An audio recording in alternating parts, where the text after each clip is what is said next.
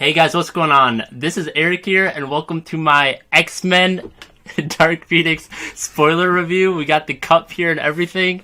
I'm joined by my good friend Pero. What up? And a series regular, Colin. Hey guys. So, this is the spoiler review, by the way. So if you have not seen the movie and you intend to, watch this later. And if you don't want to watch it and just want to know about the film, watch this. So first topic of business, we're going to go into the characters. So, Pero, why don't you start us off? Oh, jeez. Okay, so I did not like the movie, and I did not like the characters at all. Okay. Just straight up trash. Everybody seemed like they were about to cry at every single moment of the movie. No one was happy. It was emotional. There was no. They were like, "Oh, let's make it dark." Okay, but they sucked all the fun out of it. No, that's Okay. a fat L. Okay, well, that's Pero's take on it. I'm going to be a little bit, more generous about everything. I thought Magneto did a pretty good job. Yeah, I'll agree. Magneto was cool. Quicksilver was consistent with how he was portrayed in the past. I hated how Quicksilver really got shafted in previous scenes. Character development from previous films with Magneto and Quicksilver was thrown out the window. That was garbage. Charles Xavier, they really changed up his character a lot. All of a sudden, that was kind of whack. Just a lot of different character arcs is really way different for me. I just really was not vibing with it. But some characters, even smaller characters, were like Nightcrawler, I did enjoy a bit. And Storm, although she had a cringe accent, as Pero would say, she kept it over from X-Men Apocalypse, which I kind of liked. And she was suitable. The villains, though, terrible. Magneto's goons, terrible. They were never named or anything, just complete fodder. Terrible.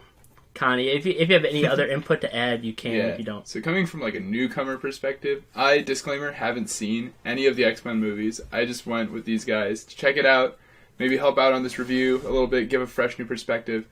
But from, I guess, coming in never seeing these films before, seemed like the characters, it seemed like they were different in past movies, and a lot of stuff was just added on. Things did seem more intentionally dark. And I could tell, the character who died, big spoiler, what was her name? Raven. Yeah, Mystique. Raven. Mystique. Yeah, Mystique died. It seemed really abrupt, and it just did not seem fleshed out very well. Yeah. Totally. And they're known for that. Havoc and X-Men Apocalypse just gets a totally wasted death. A lot of characters die in between movies, which is pretty terrible. Also, I felt like Beast had a really quick turn to the dark side, despite he even mentions that all the other X-Men die as well, but he doesn't really seem too affected by that. But as soon as Raven dies, he goes nuts. He really goes off. So I was not really a big fan of that. And next up, we got dialogue. Pero's kind of passionate about this one, so he can give his opinions on the dialogue. The dialogue fucking sucked. God awful. I don't know who wrote this. It felt like, the dialogue seemed like it was written by, it felt like it was a canceled TV show. That's how bad the goddamn dialogue was. It didn't even feel like a movie. It didn't feel like the movie quality dialogue. It felt like a canceled TV show. Disgusting. Horrible. Yeah, true. It made every, emotional scene just seem so less serious, just because, what they were saying just didn't sound like how actual people talk. Exactly. Which, X-Men isn't really made out to be a realistic movie. It's it's just the classic superhero movie with, some realistic elements to it. Well, it just sucked out so much of the human emotion part for me. I'll differ. Here's a little bit of lore for you, but actually, the whole X-Men's actually based off a lot of civil rights stuff. Oh, really? So, Charles Xavier is actually supposed to play more of a Martin Luther King figure, really? while Magneto is the Malcolm X figure. Right. Right. That's the whole point of So there actually should be a lot of soul and character behind them. Gotcha. And the only thing I'm really going to add behind this is that a lot of scenes, and I know it's not the actor's fault either. When I first noticed it, the biggest flaw I saw was when Jean Grey was sucking up the Phoenix Force. She's like, I was like, I could do better than that. And I was like, this actor sucks. But then several of the actors just delivered lines that just did not carry any emotional weight behind them. It was super flat. The delivery was flat. I know. And they're just oh, why? Like, these guys are good actors, It and was just cringe. there must have been something behind the scenes that was up, because Yeah. just cringe. even really good characters had this flaw as well, so that was just a bummer to me. But next one up, we have the action. Colin, you can start off with All this right. one. The action was pretty sick. I won't lie. There were some pretty cool fight scenes. The first time they all started to fight each other, when they branched off into like the two factions. One side to kill main character Dark Phoenix, and the other side to save her. That first fight was pretty cool. They put everyone to use. You got to see their powers. Though there were some parts in the pacing where it seemed a little slow. Like, everything was kind of all over the place, coordinated, jumping from like one person to another. But some of the transitions were just a little off. Aside from that, I have no complaints about it. I thought it was just like standard action, like superhero action, pretty cool. Cool. Me personally, I really did enjoy most of the action. Actually, the first fight, in my opinion, was when everyone was fighting Jean Grey. Right when they were at that house. Yeah. But I thought that was pretty well done. Definitely carried a lot of weight. Again, I know I already griped on the fact that Quicksilver was taking on the action related and wasn't in the film. Yeah. He only really got like 3 steps, and then Jean Grey disposed of him. Yeah. Not for the fight, for the whole movie. Dude, That was terrible in my opinion. But all that action was pretty good for the most part. Definitely on the train scene, Nightcrawler went off for a second. Storm had some good showings, and I feel like this might have been one for better portrayals as far as action's concerned.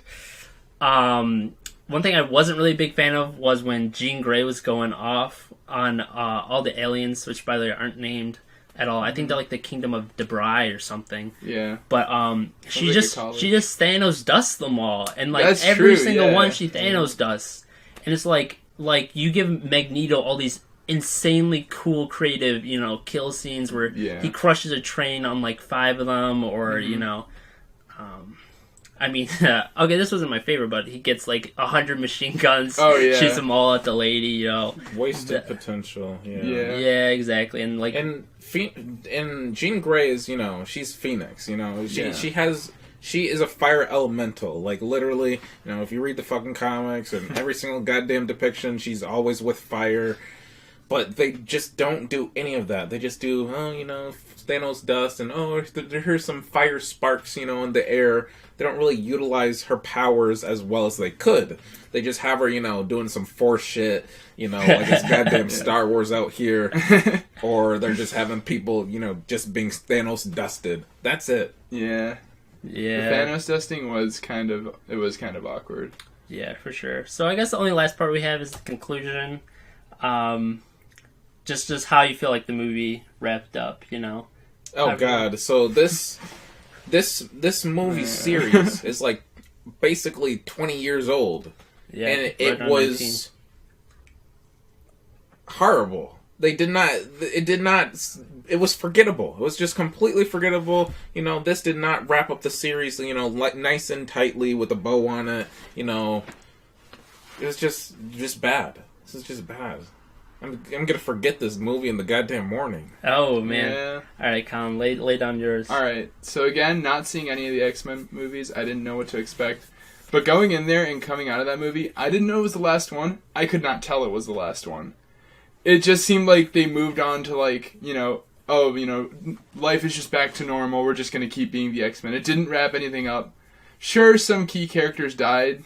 But at the same time, it seemed like it really didn't have any like background to it. Like, I could watch the entire movie and see it from A to Z and not have to have like background reference like to show me that it's the end. Right, exactly. That's a huge problem. Yeah. It just doesn't feel like the end. Yeah. Yeah.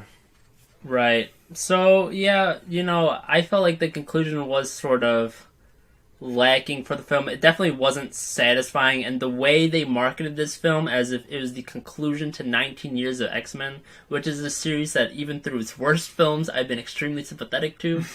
I was just kind of hoping for a little bit, more substance. Yeah. I mean, they show like a lot of the X-Men like becoming professors and stuff, or Beast's new headmaster, but they've done that for other X-Men movies already. That's how Days of Future Past ended. Magneto playing chess. That's how X-Men The Last Stand ended. So it just felt like they're sort of looping on. There's nothing really new there. I mean, you see the Phoenix Force fly by for a brief second. Yeah, what was that? So, I mean, the Phoenix Force is an everlasting, eternal thing, so maybe they're like, Phoenix Force could help them out in a future movie, but that's not going to happen, obviously. Yeah.